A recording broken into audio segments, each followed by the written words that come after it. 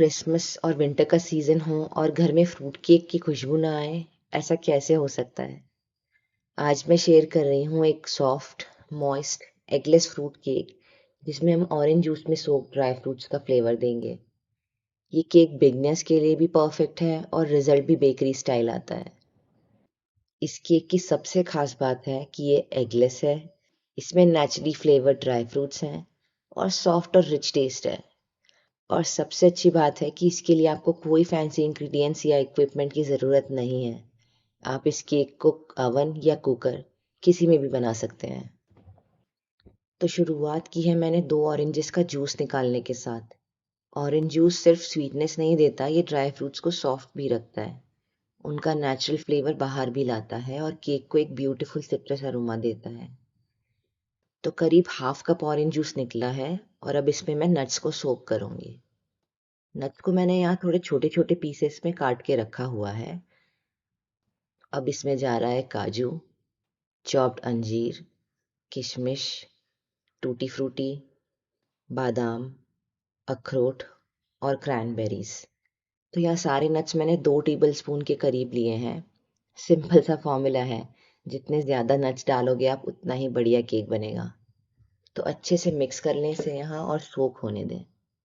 अगर आप चाहें तो इन्हें रात भर सोक करके रख सकते हैं, पर मैं पर्सनली रात भर सोक नहीं करती हूँ क्योंकि बहुत ज़्यादा सोक नट्स और फ्रूट्स मुझे अच्छे नहीं लगते हैं केक में। तो मैंने आधा घंटा से 1 घंटे के बीच ही सोक करा है इन्हें। और हाँ, ज़रूरी नहीं है कि सिर्फ ऑरेंज जूस में ही सोक करना है। आप अपनी पसंद से अनार जूस, एप्पल जूस या अपनी पसंद के नट्स और फ्रूट्स यूज़ कर सकते हो। अब हम पहले ड्राई इंग्रेडिएंट्स को रेडी कर लेते हैं। तो मैं आज मैदा बिल्कुल यूज़ नहीं कर रही हूँ। मैंने लिया है 2 कप गेहूं का आटा। गेहूं के आटे से भी परफेक्ट केक बनकर रेडी होता है। कोई बता ही नहीं पाएगा कि केक आटे का बना है। साथ ही में मैंने इसमें डाला है 1 टीस्पून बेकिंग पाउडर और 1 teaspoon spice mix. Spice mix में मैंने लिया है सिनेमन, नटमेग और ड्राई जिंजर।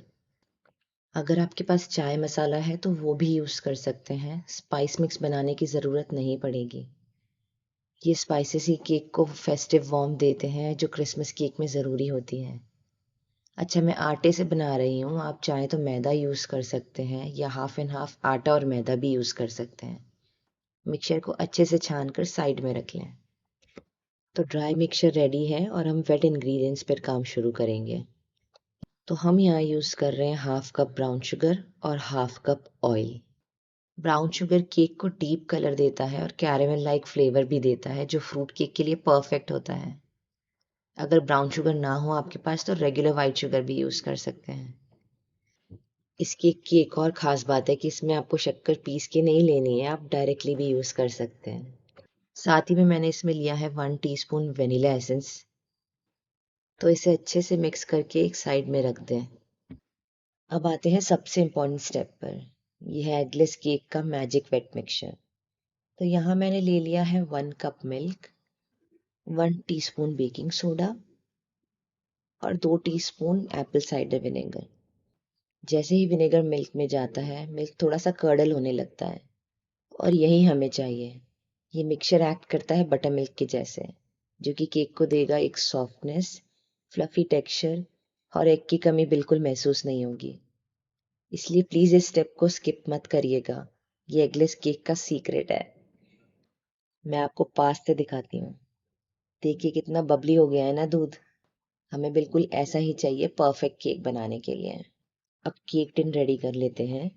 मैं राउंड शेप का केक बना रही हूँ, पर आप अपनी पसंद के शेप का टिन यूज़ कर सकते हैं। हार्ट, स्क्वायर, जो भी हो आपके पास। तो सबसे पहले टिन को ऑयल कर लेते हैं और आप चाहें तो ऑयल या घी के बदले बटर पेपर से भी लाइन कर सकते हैं। अब हम इसमें थोड़ा सा आटा छिड़केंगे और टिन को घुमा घुमा कर आटे को टिन के तले पर और साइड्स पे अच्छे से चिपका लेंगे। एक पतली सी कोटिंग दिखाई देनी चाहिए। इससे केक जो है ना बिल्कुल चिपकेगा नहीं टिन को और बहुत ही आसानी से निकल के आ जाएगा। तो चलिए जी, टिन तो रेडी है और हम सोक नट्स को भी चेक कर लेते हैं। तो इन्हें सोक होते हुए करीब 1 घंटे हो चुके हैं। किशमिश ने ऑरेंज जूस को अच्छे से सोक कर लिया है। नट्स फूल चुके हैं और देखिए कितने सुंदर लग रहे हैं। तो अब मैं एक टिप शेयर कर रही हूँ। बहुत लोगों की ये शिकायत होती है कि फ्रूट्स और नट्स केक में डालते हैं तो वो नीचे बैठ जाते हैं। इसके लिए आप क्या करें ना, 1 से 2 टीस्पून आटा लें या मैदा लें और इसे अच्छे से छिड़क दें नट्स के ऊपर और कोट कर दें। आटे की जब कोटिंग बनेगी ना इन फ्रूट्स और नट्स पर, तो ये केक में नीचे जाकर नहीं बैठेंगे, बल्कि केक में इवनली दिखेंगे सारी जगह और केक बहुत सुंदर दिखेगा। अब हम ड्राई और वेट इंग्रेडिएंट्स को कंबाइन करके बैटर बना लेंगे। तो एक बड़े बोल में मैं सबसे पहले ले रही हूँ ड्राई इंग्रेडिएंट्स और फिर उसमें मैं डाल रही हूँ ऑयल वाला मिक्सचर। साथ ही में मैं डाल रही हूँ उसमें बटर मिल्क वाला मिक्सचर और इन सब को धीरे धीरे कंबाइन करें कट एंड फोल्ड की टेक्निक से।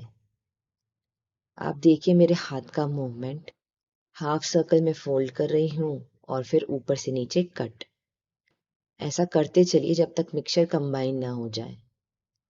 एक बात का बहुत ज़्यादा ध्यान रखना है कि इसे बहुत जल्दी जल्दी मिक्स ना करें। एकदम धीरे धीरे प्यार से कंबाइन करें इसे और साथ ही ओवर मिक्स भी नहीं करना है। बस इतना कि इकट्ठा हो जाए सारा बैटर और कोई लम्प्स भी ना रहे। बैटर थोड़ा ड्राई लग रहा है मुझे, तो मैं इसमें हाफ कप मिल्क और ऐड कर रही हूँ। ध्यान रखिए कि दूध रूम टेम्परेचर पर ही रहे। तो टोटल 1.5 कप मिल्क यूज़ किया मैंने इस केक में। अब मैं इसमें डाल रही हूँ ड्राई फ्रूट्स और नट्स जो कि हमने सोक करके रखे थे ऑरेंज जूस में।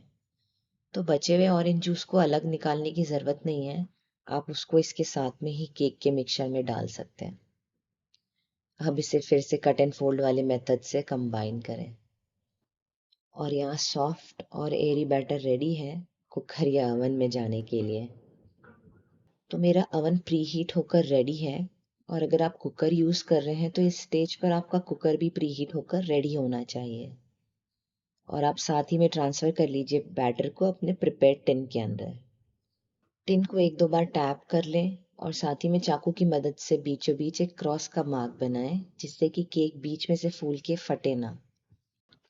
और साथ ही में क्रिसमसी और कलरफुल लुक के लिए मैं ऊपर से इसमें ढेर सारे नट्स डाल रही हूँ और नट्स को मैंने होल ही रखा है।